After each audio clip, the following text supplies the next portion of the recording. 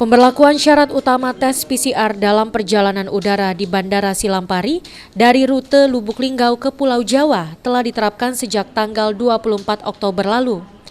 Pihak Bandara Silampari menyampaikan perubahan aturan pemberlakuan tes PCR ini sesuai dengan surat edaran Kementerian Perhubungan dalam rangka upaya pencegahan, penularan, dan penyebaran COVID-19 di tanah air.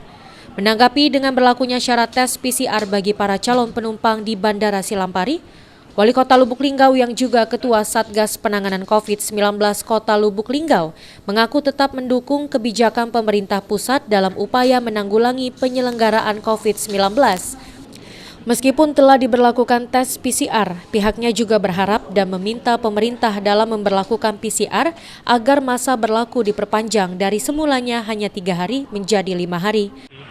Artinya ya biaya PCR memang sudah dituruni, kalau bisa lebih rendah lagi. Dan yang kedua ya masanya itu jangan 3x24, minimal 4-5. Jadi yang ya kita miris juga ya, kasihan juga maskapai kita. Garuda saja sudah mau pilot ya, jadi ini apalagi yang lain ya. Jadi mudah-mudahan ini juga ya bersinergi juga untuk membangun ekonomi di bidang penerbangan ya. Ini tidak semua orang mampu juga yang memakai pesawat.